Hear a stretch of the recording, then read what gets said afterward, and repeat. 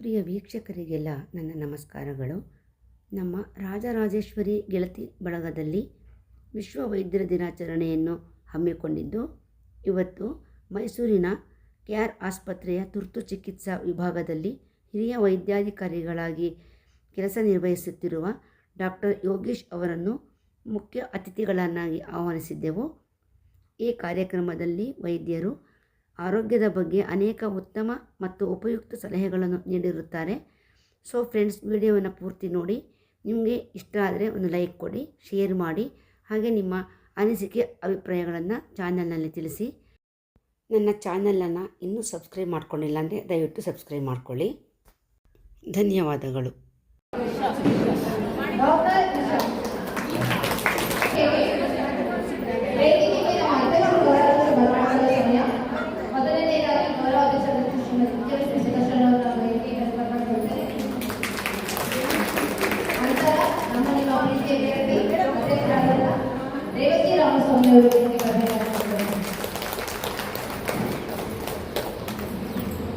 ಎಂದಿನಂತೆ ಇಂದಿನ ಕಾರ್ಯಕ್ರಮವನ್ನು ನಾವು ಸಾಮೂಹಿಕ ಪ್ರಾರ್ಥನೆ ಮೂಲಕ ಶುರು ಮಾಡೋಣ.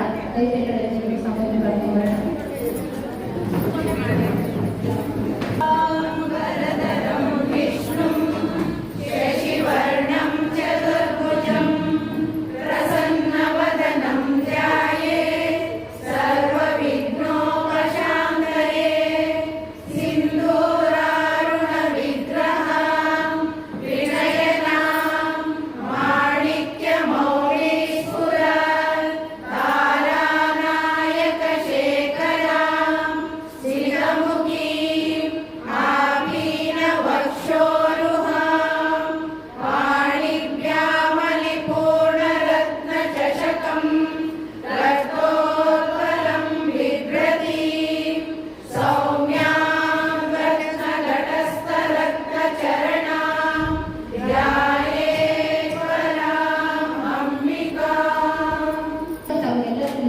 ನಾವು ವಿಶ್ವ ವೈದ್ಯರ ದಿನಾಚರಣೆ ಆಚರಿಸ್ತಾ ಇದ್ದೇವೆ.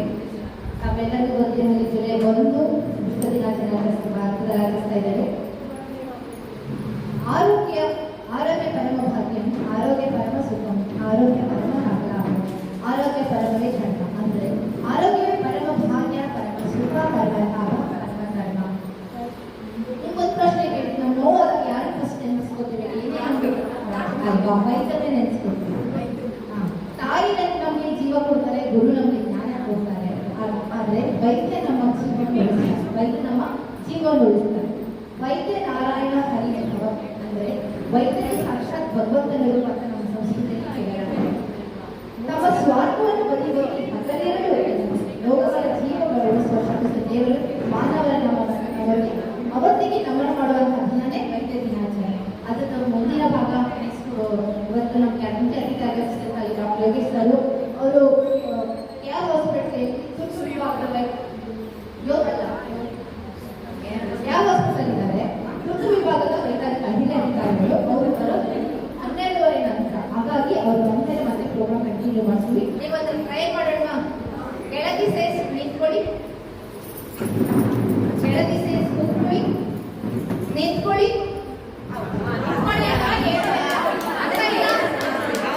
ಕೂತ್ಕೊಳ್ಳಿ. ಗೆಳತಿ ಸೇರಿಸಿ ಮೂಗು.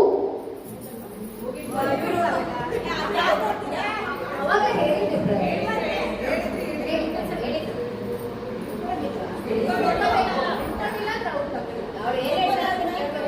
ಗೆಳತಿ ಸೇರಿಸಿ ನಿಂತ್ಕೊಳ್ಳಿ, ಕೂತ್ಕೊಳ್ಳಿ.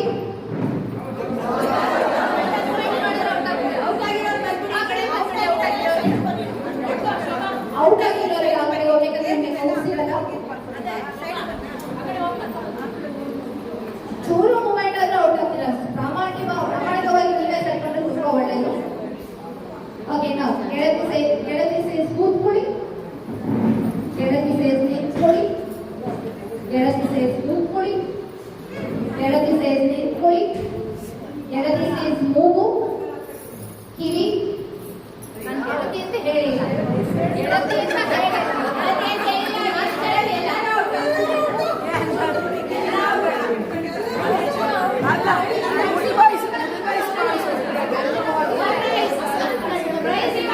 ಪ್ರಾಮಾಣಿಕವಾಗಿ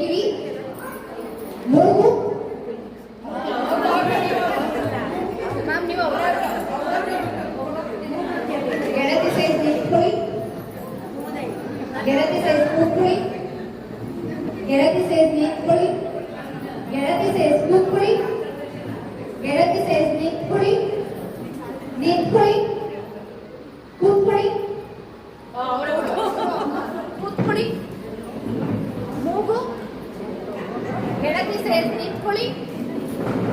ಗೆಳತಿ ಸೇಸ್ ಕೂತ್ಕೊಳ್ಳಿ. ನಿಂತ್ಕೊಳ್ಳಿ.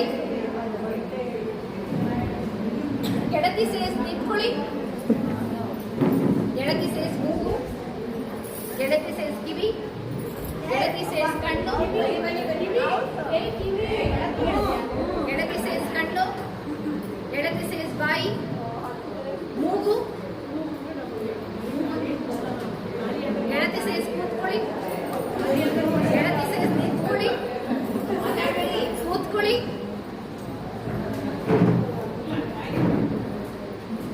ಗೆಳತಿ ಸೇಸ್ ನಿಂತ್ಕೊಳ್ಳಿ.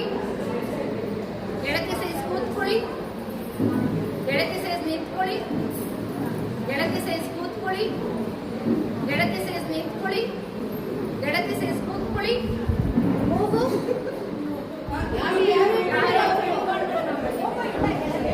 ಮೂಗು ಅಂತ ನೀವೇ ಮಾಡಿಕೊಳ್ಳೋದು ಊಟದ ಒಳ್ಳೇದು.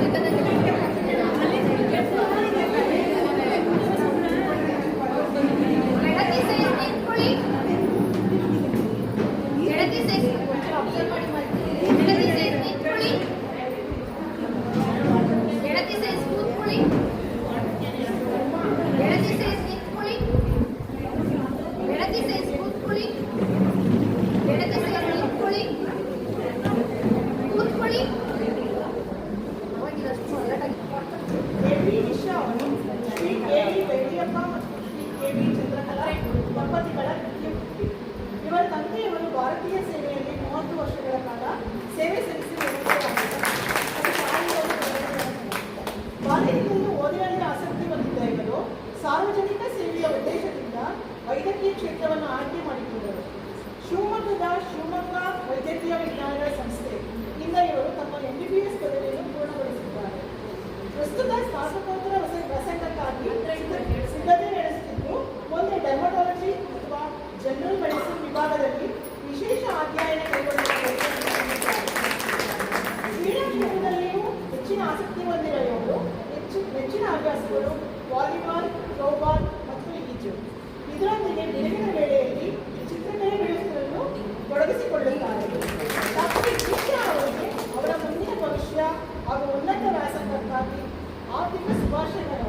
ಅಂದಾಗೆ ನಮ್ಮ ಮನೆ ಮುಂದೆ ದೊಡ್ಡ ಡಾಕ್ಟರ್ ಆದಮೇಲೆ ನಮಗೆಲ್ಲ ಉಚಿತವಾಗಿ ಈಗ ವೇದಿಕೆ ಅಲಂಕರಿಸಿದಂತ ಈಗ ಡಾಕ್ಟರ್ ಉಷಾ ಅವರನ್ನು ಥ್ಯಾಂಕ್ ಯು ನನ್ನ ಇನ್ವೈಟ್ ಮಾಡಿದ್ದಕ್ಕೆ. ಬಿಕಾಸ್ ಗ್ರ್ಯಾಜುಯೇಷನ್ ಆದಮೇಲೆ ಎಲ್ಲರೂ ಈ ಥರ ಯಾರು ಫಸ್ಟ್ ಟೈಮ್ ಯಾರು ಇನ್ವೈಟ್ ಮಾಡ್ತಿರೋದು. ಸೊ ಏನಾದ್ರು ತಪ್ಪು ಮಾತಾಡಿದರೆ ಕ್ಷಮಿಸಿ. ಈಗಲೇ ಮುಂದೆ ಪ್ಲಾನ್ಸ್ ಇದೆ. ಐ ಕ್ಯಾನ್ಸಲ್ ಅದರ್ ಪ್ಲಾನ್ಸ್ ಅಂತ ಅವ್ರಿಗೋಸ್ಕರ ಟೈಮ್ ಕೊಡ್ತಾರೆ, ರೆಡಿ ಆಗ್ತಾರೆ. ಈ ಥರ it's like very good for mental ಹೆಲ್ತ್ಗೆ ಭಾಳ ಒಳ್ಳೆಯದು. ಸೊ ಪ್ರಕಾರ ವಿಷಯಕ್ಕೆ ಬಂದರೆ ನಾನು ಹೇಳೋದು 35 ಆದಮೇಲೆ ಇಯರ್ಲಿ ಒನ್ಸ್ ಹೋಗಿ ಎಲ್ಲ ಟೆಸ್ಟ್ಸ್ ಮಾಡಿಕೊಡಾಗ್ತಾ ಫುಡ್ಡಲ್ಲಿ ಸ್ವಲ್ಪ ಕಂಟ್ರೋಲ್ ಇರಲಿ ಅಂತ ಅಷ್ಟೇ ಹೇಳೋದು. ಮತ್ತು ಈಗ ಮೆನೋಪಾಸ್ ಟೈಮ್ ಅಲ್ವಾ, ಎಲ್ಲರಿಗೂ ಆಲ್ಮೋಸ್ಟ್ ಮೆನೋಪಾಸ್ ಆಗಿರ್ಬೋದು. ಬಹಳ ಜನಕ್ಕೆ ಏನಂದರೆ ಮೆನೋಪಾಸ್ ಹತ್ತತ್ರ ಇರ್ಬೋದು. ಆ ಟೈಮಲ್ಲಿ ಲೈಕ್ ಏನೇ ಸಣ್ಣ ಪುಟ್ಟ ಬ್ಲೀಡಿಂಗ್ ಆಗಲಿ, ಪೋಸ್ಟ್ ಮೆನೋಪಾಸ್ ಬ್ಲೀಡಿಂಗ್ ಆಗಲಿ, ಏನೇ ಆಗಲಿ ತೋರಿಸ್ಕೊಳ್ಳಿ. ಅದನ್ನು ಇಲ್ಲ ಸರಿ ಆಗುತ್ತೆ 2 ದಿನಕ್ಕೆ 3 ದಿನಕ್ಕೆ ಸರಿಯಾದರೆ ವೆಲ್ ಆ್ಯಂಡ್ ಗುಡ್. ಬಟ್ ಅದನ್ನು ತೋರಿಸ್ಕೊಂಡು ಸರಿ ಆದರೆ ಇನ್ನೂ ವೆಲ್ ಆ್ಯಂಡ್ ಗುಡ್ ಆ ಥರ. ಸೊ ಅಷ್ಟೇ ಲೈಕ್ ಆ ಮ್ಯಾಟರಲ್ಲಿ ಮತ್ತು ಶುಗರ್ BP ಎಲ್ಲ ಇಯರ್ಲಿ ಒಂದ್ಸತಿ ಚೆಕ್ ಮಾಡಿಸ್ಕೊಳ್ಳಿ.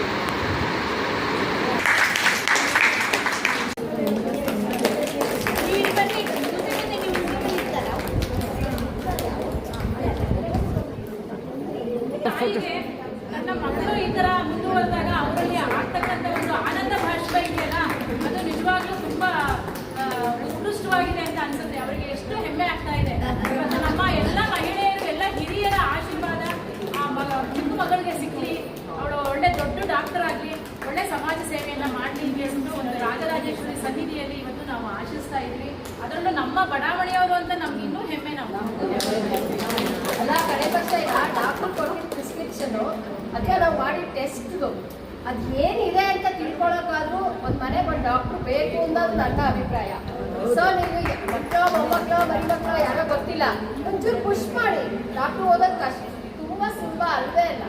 ಅದಕ್ಕೆ ಜೀವನ ಡೆಡಿಕೇಶನ್ ಮಾಡಬೇಕು. 36 ವರ್ಷ ಆದರೂ ಮುಗಿದಿರಲ್ಲ ಅವ್ರು ಓದು. ಅದಕ್ಕೆ ಮನಸ್ಸು ಮಾಡೋವಂಥ ಮಕ್ಕಳನ್ನ ನಾವು ಸಿದ್ಧ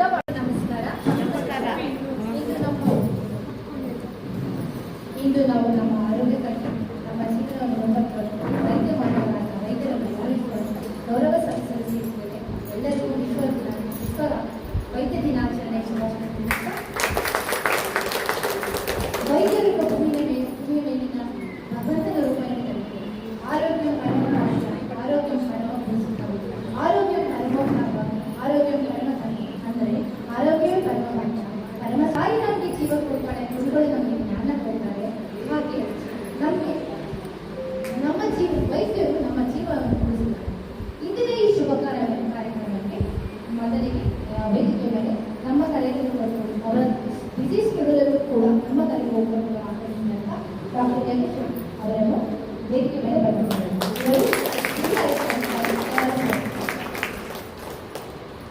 ಹಾಗೆ ನಮ್ಮ ನಿಮ್ಮೆಲ್ಲರ ಪ್ರೀತಿಯ ಗೌರವಾನ್ವಿತ ನಂತರ ನಮ್ಮೆಲ್ಲರ ಪ್ರೀತಿಯ ಗೆಳತಿ ಶಿಕ್ಷಕಿಯಾದಂಥ ಶ್ರೀಮತಿ ರೇವತಿ ಥಾಮಸ್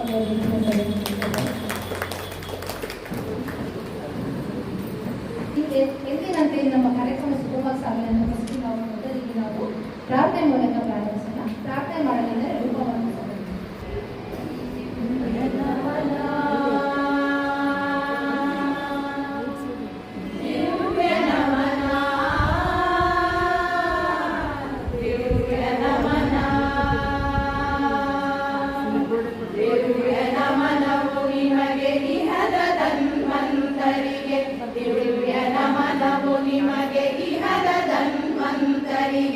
ದೇವ ಮಾನವರಂತೆ ನಿಮ್ಮ ಕುಲಕ್ಕೆ ಲೋಕರುಣಿಯಾಗಿಹುದು ತಲೆಬಾಗಿ ಮಣಿದಿಹುದು ಲೋಕರುಣಿಯಾಗಿಹುದು ತಲೆಬಾಗಿ ಮಣಿದಿಹುದು ಬದುಕು ಕಾಯುವ ಪುಣ್ಯ ವೈದ್ಯ ಕಾಯಕಕ್ಕೆ ಬದುಕು ಕಾಯುವ ಪುಣ್ಯ ವೈದ್ಯ ಕಾಯಕಕ್ಕೆ ದಿವ್ಯ ನಮನ ದಿವ್ಯ ನಮನ ದಿವ್ಯ ನಮನ ಅಡಿಯಿಂದ ಮುಡಿವರೆಗೂ ಕಣ್ಣಾಗಿ ಕಿವಿಯಾಗಿ ಮಗುದನಕ್ಕೆ ಮುದಿದನಕ್ಕೆ ಭಾವದೊಳ್ಮನಕ್ಕೆ ಮಗುದನಕ್ಕೆ ಮುದಿದನಕ್ಕೆ ಭಾವದೊಳ್ಮನಕ್ಕೆ ಬಡವ ಬಲ್ಲಿದನೆಂಬ ಭೇದ ವಿರಸದ ಕರೆಗೆ ಸಂಯಮನಿ ಸೆಣಸುವಿರಿ ವೃತ್ತಿರಣಕ್ಕೆ ಸಂಯಮನಿ ಸೆಣಸುವಿರಿ ವೃತ್ತಿರಣಕ್ಕೆ ದಿವ್ಯ ನಮನ ದಿವ್ಯ ನಮನ ದಿವ್ಯ ನಮನ ಸಂಕಟದ ಸಮಯದಲ್ಲಿ ಹಗಲಿರುಳು ಶ್ರಮಿಸುವಿರಿ ಧನ್ಯತೆಯ ಸೋಜಿಗವು ನಿಮ್ಮ ಬಗೆಗೆ ಧನ್ಯತೆಯ ಸೋಜಿಗವು ನಿಮ್ಮ ಬಗೆಗೆ ನಮ್ಮ ಜೀವಕ್ಕೆ ದುಡಿವ ವ್ರತವಿರತ ಸಂತರಿಗೆ ಬೇಡುವೆವು ದೇವರಲ್ಲಿ ಕ್ಷೇಮ ಪ್ರತಿಗಳಿಗೆ ಬೇಡುವೆವು ದೇವರಲ್ಲಿ ಕ್ಷೇಮ ಪ್ರತಿಗಳಿಗೆ ದಿವ್ಯ ನಮನ ದಿವ್ಯ ನಮನ ದಿವ್ಯ ನಮನ ಗೌರವದ ಅರಿವೆಯಲ್ಲಿ ಬದ್ಧತೆಯ ಅರಿವಿನಲ್ಲಿ ನಿಸ್ವಾರ್ಥ ನಗುಮೊಗದ ಸೇವೆಯಲ್ಲಿ ನಿಸ್ವಾರ್ಥ ನಗುಮೊಗದ ಸೇವೆಯಲ್ಲಿ ಮರೆಯದೆಯ ತೊರೆಯದೆಯ ಆತ್ಮಸಾಕ್ಷಿಯ ನಿಂದು ಭವರೋಗ ಹರರಾಗಿ ಕ್ಷೇತ್ರದಲ್ಲಿ ಭವರೋಗ ಹರರಾಗಿ ಕ್ಷೇತ್ರದಲ್ಲಿ ದಿವ್ಯ ನಮನ ದಿವ್ಯ ನಮನ ದಿವ್ಯ ನಮನ ದಿವ್ಯ ನಮನವು ನಿಮಗೆ ಇಹದ ಧನ್ವಂತರಿಗೆ ದೇವ ಮಾನವರಂತೆ ನಮ್ಮ ಕುಲಕ್ಕೆ ಲೋಕರುಣಿಯಾಗಿಹುದು ತಲೆಬಾಗಿ ಮಣಿದಿಹುದು ಬದುಕು ಕಾಯುವ ಪುಣ್ಯ ವೈದ್ಯ ಕಾಯಕಕ್ಕೆ ಬದುಕು ಕಾಯುವ ಪುಣ್ಯ ವೈದ್ಯ ಕಾಯಕಕ್ಕೆ ದಿವ್ಯ ನಮನ ದಿವ್ಯ ನಮನ ದಿವ್ಯ ನಮನ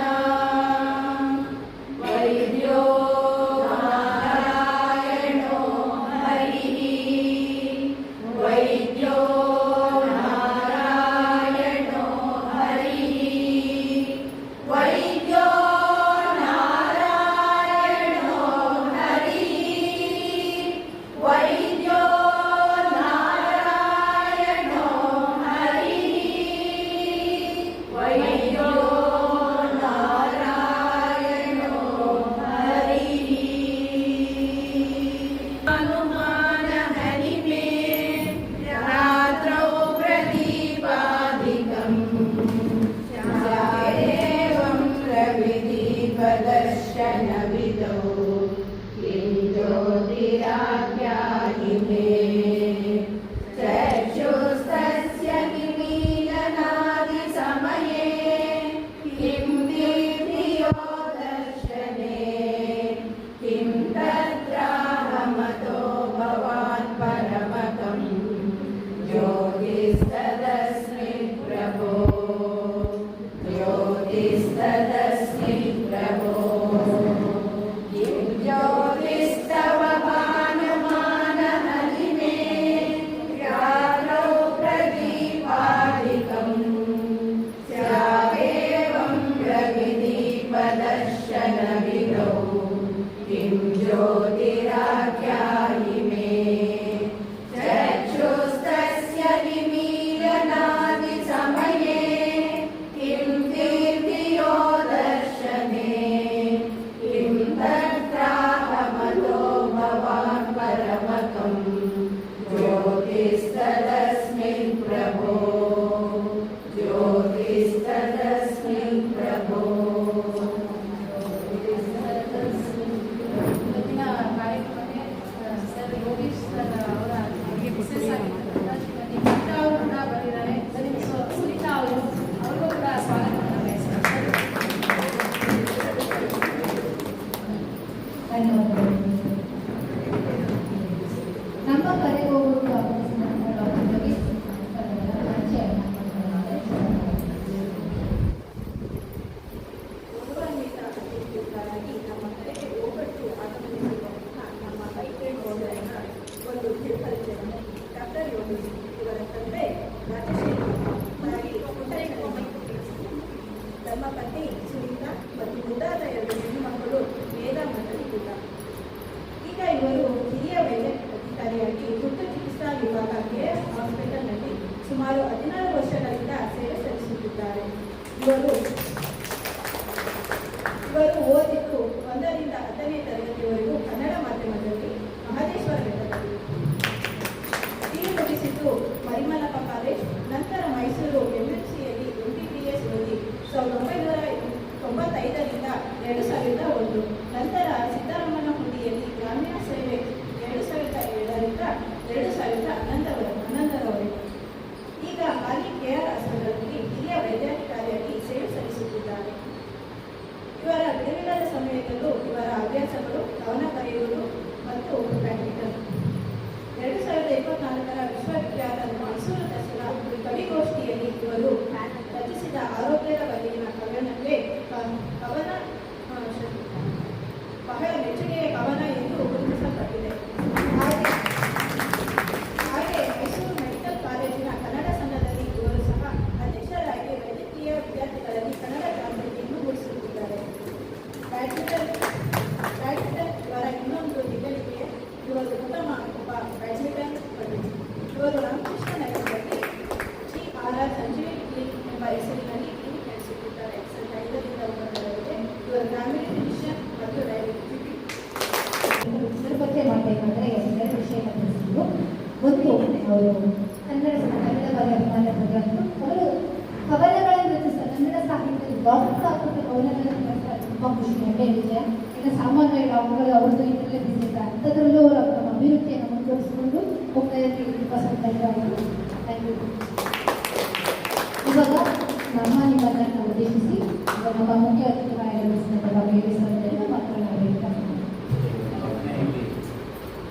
ಮಹಿಳಾ ವೈದ್ಯರಿಗೆ ಕರೆಯಬಹುದು, ಅದು ಮೇಲೆ ಅಭಿಮಾನ ಕಾರ್ಯಕ್ರಮಕ್ಕೆ ಹೆಚ್ಚಿನ ಜವಾಬ್ದಾರಿ. ಸೋಮವಾರ ಆದ್ದರಿಂದ ನಾನು ಲೇಟ್ ಆಗಿ ಬರಬೇಕು. ಟ್ರಾಫಿಕ್ ಬಹಳ ಇದೆ. ಈಗ ಮೊದಲಿನ ಕೇವಲ ಕ್ಲಿನಿಕ್ ಬರೋಕ್ಕೆ ಒಂದು 20 ಸಿಗ್ನಲ್ ಸಿಗ್ತವೆ. ಮುಂಚೆ 1-2 ಸಿಗ್ನಲ್. ನಮಗೆ ಸಿಟಿಗೆ ಹೋಗಿ 7 ನಿಮಿಷ ಸಾಕಾಯಿತು. ಈಗ ನಾನು ಇನ್ನೂ ಬೇಗ ಬರಬೇಕು ಅಂದರೆ ಬುದ್ಧಿ ನಾನು ಅದಕ್ಕೆ ಕ್ಷಮಿಸಿ. ಸುಮಾರು ಜನ ಪರಿಚಯ ಮಂದಿರ ಪ್ರೋಗ್ರಾಮ್ಗಳೆಲ್ಲ ಪರಿಚಯದವರಿದ್ದಾರೆ. ಸೊ ಬಹಳ ಖುಷಿ ಏನಂದರೆ ವೈದ್ಯರನ್ನ ತೋರಿಸ್ಕೊಳ್ಳೋದು. ನಾವೆಲ್ಲ ಬಹಳ ಹಳ್ಳಿಯಿಂದ ಬಂದವರು. ನಾನು ಈಗ ಇವೆಲ್ಲ ಹಳ್ಳಿ ಹುಟ್ಟಿ ಸಿಟಿಗೆ ಬಂದರೆ ನಾವು ಸಿಟಿ ಹುಟ್ಟಿ ಮೈಸೂರಿನಲ್ಲೇ ಹೋಗಿ ಕಾಮಾಕ್ಷಿ ಆಸ್ಪತ್ರೆಯಲ್ಲಿ ಯಾವುದೋ ಒಂದು ಕಾರಣದಿಂದ ಭಾಳ ಸ್ವಾಭಿಮಾನ. ನಮ್ಮ ತಂದೆ ಹಳ್ಳಿ ಓದಿಸ್ಬೇಕು ನನ್ನ ಕರ್ಕೊಂಡೋಗಿ ಮಹದೇಶ್ವರ ಬೆಟ್ಟದಲ್ಲಿ ಓದಿಸ್ತಾರೆ. ಹಾಗಾಗಿ ನಾನು ವೈದ್ಯ ಆಗಲಿ ಅಂತ ಅಂದ್ಕೊಂಡಿರಲಿಲ್ಲ. ವೈದ್ಯ ನಮ್ಮ ತಂದೆಗೋಸ್ಕರ ಆಗಿ, ನನಗೋಸ್ಕರ ನಮ್ಮ ತಂದೆ ಇನ್ನೊಂದು ವೈದ್ಯನೇ ಮಾಡಬೇಕು. ನಮ್ಮ ಈ ಮೈಸೂರು ನಗರದಲ್ಲಿ ಬದುಕೋಕ್ಕಾಗಲ್ಲ. ನಮ್ಮ ತಂದೆಗೆ ಹೇಳ್ತಾರೆ ಮಾಸ್ಟರ್ ನೀವು ಬದುಕೋಕ್ಕಾಗಲ್ಲ, ಮೈಸೂರಲ್ಲಿ ಬದುಕೋಕ್ಕೆ ಉಂಟೆ ಅಂತ ಇವತ್ತು ತಂದೆ ಬಿಡಿ ಇನ್ನು 2 ಮನೆ ಕಟ್ಟಿ ಚೆನ್ನಾಗಿ ಇದ್ದೀವಿ 2 ವರ್ಷ. ಅದು ಯಾರೋ ಹೇಳಿದ್ರು ತಂದೆ ಮೇಷ್ಟ್ರೆ ಬದುಕಬಹುದಾ, ಬದುಕು ಕಷ್ಟ ಆಗಲ್ವೇ, ಮೇಷ್ಟ್ರಲ್ಲಿ ಸಂಬಳ ಕಡಿಮೆ ಅವಾಗ ಸೈಟ್ ಇನ್ಕಮ್ ಇರಲಿಲ್ಲ. ಇವಾಗ ಟ್ಯೂಷನ್ ಎಲ್ಲ ಮಾಡ್ತಾರಲ್ಲ ಅನಿಷ್ಟಾಗಿ ಮಾಡೋದು ಸೈಟ್ ಟ್ಯೂಷನ್ ಫ್ರೀ ಟ್ಯೂಷನ್ ಮಾಡಬೇಕಿತ್ತಂತೆ ಅವಾಗ, ಯಾರು ಟ್ಯೂಷನ್ ದುಡ್ಡು ಕೊಟ್ಟು ಯಾರು ಬರಬೇಕು ಮತ್ತು ಸಂಬಳ ಬಿಟ್ಟರೆ ಏನೂ ಇರಲಿಲ್ಲ ಅಂಥ ಕಾಲ. ಹಾಗಾಗಿ ಕನ್ನಡ ಮಾಧ್ಯಮದಲ್ಲಿ ಅನಿವಾರ್ಯವಾಗಿ ಓದಿದ್ದಲ್ಲ, ಖುಷಿಯಿಂದಲೇ ಓದಿದ್ದು, ಮತ್ತು ಖುಷಿಯಿಂದಲೇ ಓದಿದ್ದು. ಆಮೇಲೆ ಮೈಸೂರು ಮೆಡಿಕಲ್ ಕಾಲೇಜ್ ಒಂದು ಇತಿಹಾಸ ನಡೆಯೋದು. ನಮಗೆ ಹಿಂದೆ ಯಾರೂ ಇಲ್ಲ, ನಮ್ಮ ಫ್ಯಾಮಿಲಿ ಮುಂದೆ ಯಾರು ವೈದ್ಯರಿರಲಿಲ್ಲ. ಹಾಗಾಗಿ ನಮಗೊಂದು ಅನುಭವ, ಒಂದು ಅನುಭವ. ಆಗ ನೀವೆಲ್ಲ ಕರೆದು ನಾವು ಬರೋಲ್ಲ ಅನ್ನೋಕ್ಕಾಗೋದೇ ಇಲ್ಲ. ಎಲ್ಲಿ ಕರೆದು ಸರ್ವೀಸಲ್ಲಿ ಸುಮಾರು ಸನ್ಮಾನಗಳಾಗಿವೆ. ಇದೇ ಮಧ್ಯಮವಾಗಿ ಎಲ್ಲ ಮಹಿಳೆಯರಿಗೆ